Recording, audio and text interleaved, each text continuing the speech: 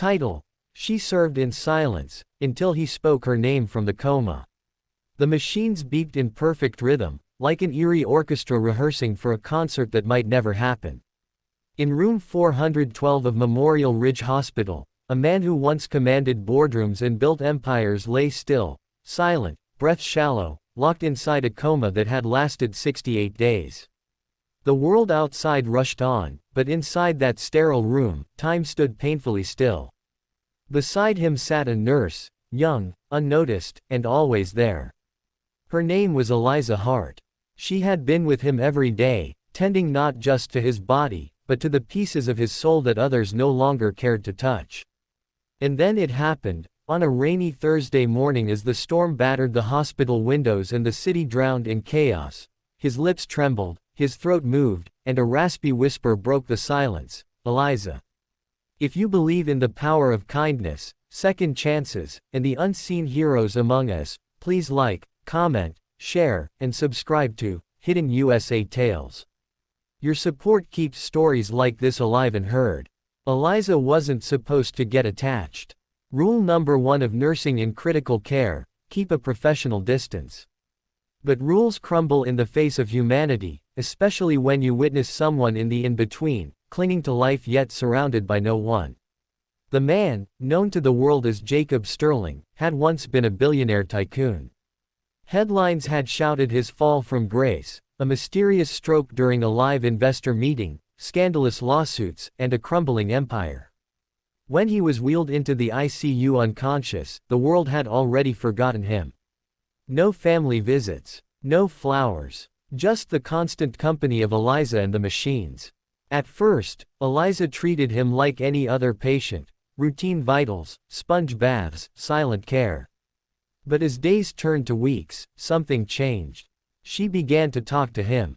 About her long shifts, the way her shoes always squeaked on the polished hospital floors, the struggle of affording her brother's insulin, and the dreams she gave up when her mother passed. She would sit by his bedside during breaks, reading old books aloud or softly humming the same lullaby her mother once sang to her as a child. Jacob's world was silent, but Eliza filled it with presence, with stories, with care.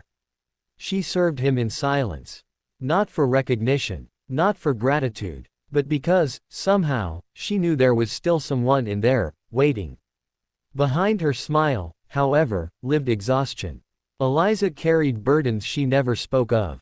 Her father, a veteran with PTSD, disappeared one winter night and never came back. Her younger brother, Luke, was diabetic and growing sicker because their insurance barely covered basics. Eliza worked night shifts and weekends, sacrificing meals, sleep, and even her nursing school tuition. When Jacob's care was transferred to her wing, he was just another file on the clipboard.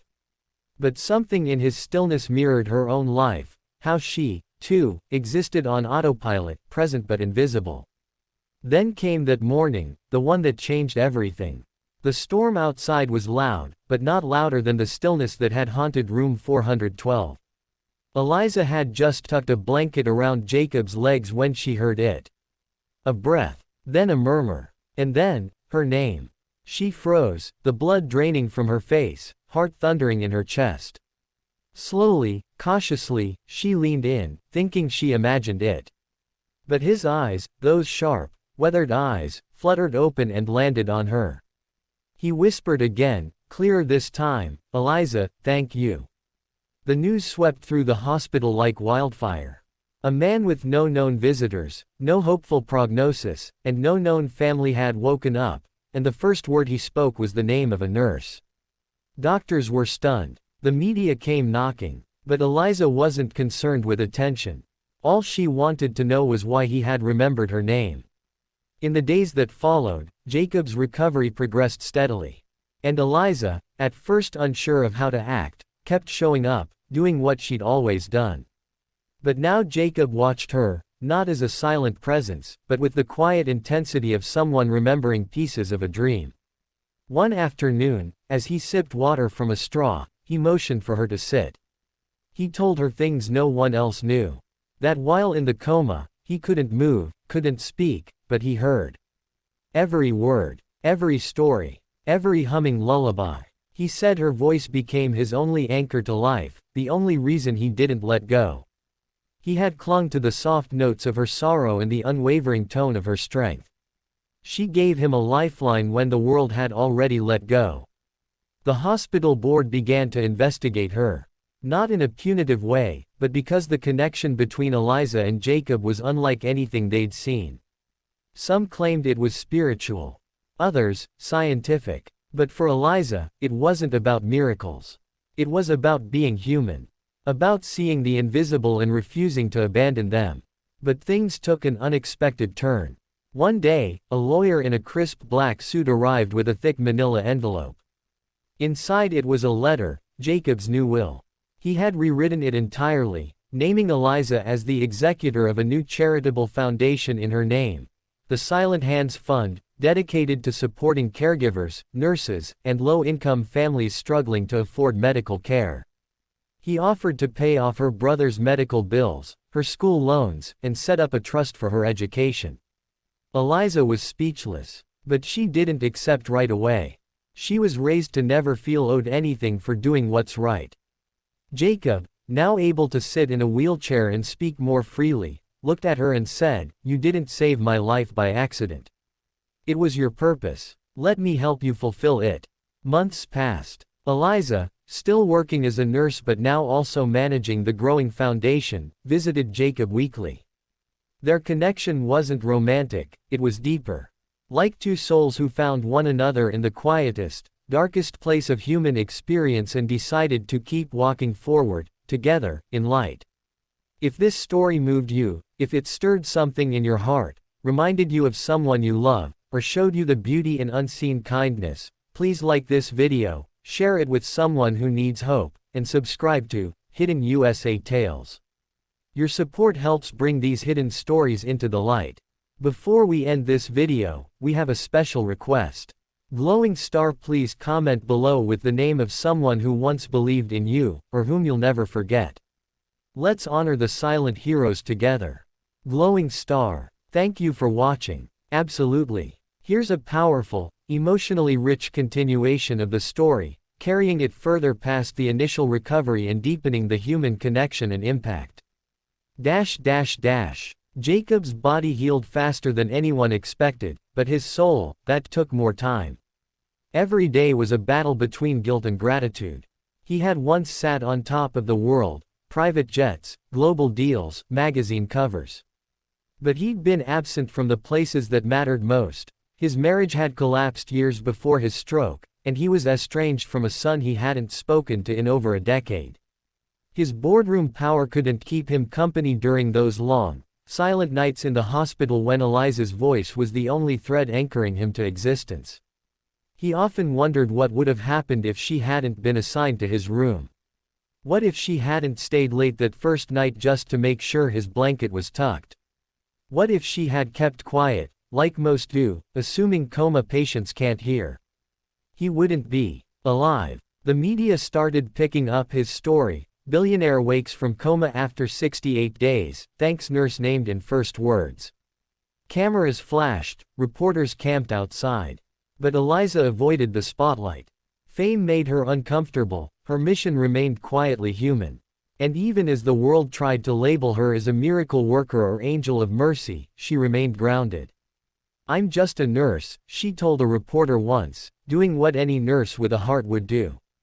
But behind her humility was a storm she hid well. Her brother's health had grown more fragile. Despite the support Jacob offered, she didn't want charity. She wanted to earn her way. She wanted to matter not because someone powerful chose to uplift her, but because she had always been enough, even when the world didn't notice. Still, when her brother ended up in the ER one night, nearly in a coma himself due to a lack of medication, she finally allowed Jacob's foundation to help. Luke recovered, and cried when he learned a man Eliza once called just a patient had saved his life in return. Eliza began traveling with Jacob occasionally, speaking at small hospitals, nursing schools, caregiver events. But she never stood behind a podium. She preferred to speak sitting in circles, with rolled-up sleeves and soft eyes, sharing what it meant to serve someone who may never say thank you, and then hearing it when you least expect it. She reminded people that hope isn't always loud, it often lives in whispers, in silent service, in names spoken from darkness into light. One day, during a quiet afternoon visit to room 412, now vacant but left untouched at Eliza's request, Jacob wheeled himself inside with her. They stood in silence, remembering. The beeping machines were gone, but the feeling of what had happened there remained, thick in the air. Jacob turned to her, eyes glassy.